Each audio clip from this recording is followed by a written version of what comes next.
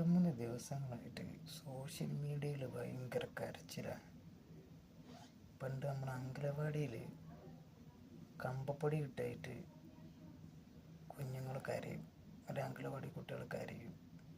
അതേമാതിരി കരച്ചിലാണ് സോഷ്യൽ മീഡിയയിൽ. എന്താ കരയാനുള്ള കാരണം എന്ന് ഞാൻ ഇങ്ങനെ കുറേ ദിവസമായിട്ട് ഇങ്ങനെ അന്വേഷിച്ചപ്പോൾ സംഭവം മനസ്സിലായി.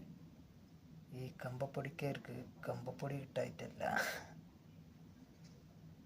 ഇവരുടെ അല്ലെങ്കിൽ ഇവരെ പാർട്ടി അനുഭാവിയായിരുന്ന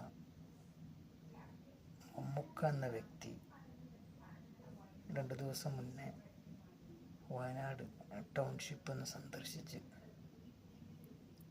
അപ്പോൾ അദ്ദേഹത്തിൻ്റെ കൂടെ ഈ കമ്പപ്പൊടിക്കാർ ഇങ്ങനെ വൈത്താല നടക്കുക.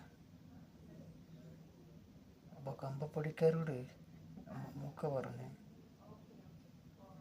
നിങ്ങളിങ്ങനെ എൻ്റെ വൈത്താല നടക്കണ്ട, നിങ്ങൾ എൻ്റെ വൈത്താല നടന്നാൽ ഞാൻ കമ്പപ്പൊടിക്കാർക്ക് വേണ്ടി വന്നതെന്ന് വിചാരിക്കും. അപ്പോൾ അത് വേണ്ട, നമ്മളൊന്ന് കുറച്ച് മാറി നിൽക്കുന്നത്. അത് കഴിഞ്ഞിട്ട് മമ്മൂക്ക കാറിലേക്ക് പോകുന്ന സമയത്ത് ഏതൊരു ചാനലായിരിക്കും, എനിക്ക് തോന്നുന്നത് 24 അല്ലെങ്കിൽ റിപ്പോർട്ടർ ചാനൽ ഏതോ ആണ്, മമ്മൂക്കനായിട്ടൊരു ഡിബേറ്റ്, ഒരു ചോദ്യം ചോദിക്കുകയാണ്, ഒരു ഡിബേറ്റ് എടുത്ത്. മമ്മൂക്ക ഇത് എന്താണ് ഇങ്ങനെ വന്നത്, എന്താണ് സംഭവം എന്നൊക്കെ ചോദിച്ചപ്പോൾ മമ്മൂക്ക സത്യസന്ധമായ കാര്യങ്ങൾ പറഞ്ഞു.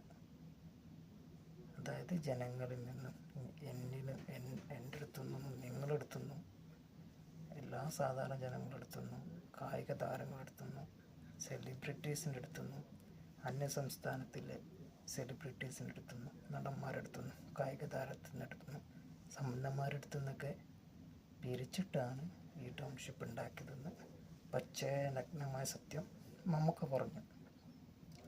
അപ്പം അതിനാണ് ഈ കമ്പപ്പൊടിക്കാർ സോഷ്യൽ മീഡിയയിൽ കയറിന്നിട്ട് മമ്മൂക്കനെ താറടിക്കുന്നത്. ഈ കമ്പപ്പൊടിക്കാർ മനസ്സിലാക്കേണ്ടതെന്ന് വെച്ചാൽ, കൈരളി ചാനലില്ലേ, നിങ്ങളുടെ കൈരളി, അതിലിങ്ങനെ വലിയേട്ടൻ സിനിമ ഇങ്ങനെ എല്ലാ പെരുന്നാൾക്കും ഇട്ടാൽ പോരാ, അതിൻ്റെ മുൻകാല ചെയർമാൻ ആരായിരുന്നു എന്ന് ഈ കമ്പപ്പൊടിക്കാർ മനസ്സിലാക്കണം. മമ്മൂക്കയായിരുന്നു. പിന്നെ മമ്മൂക്കയെ പറ്റി പറയുകയാണെങ്കിൽ, മമ്മൂക്കനെ പറ്റി പറയുകയാണെങ്കിൽ, മമ്മൂക്ക മറ്റ് നടന്മാരെ പോലെയല്ല, മറ്റ് സെലിബ്രിറ്റീനെ പോലെ മറ്റ് നടന്മാരെ പോലെയല്ല, എല്ലാ കാര്യത്തിലും ഭയങ്കര അപ്ഡേറ്റഡാണ്.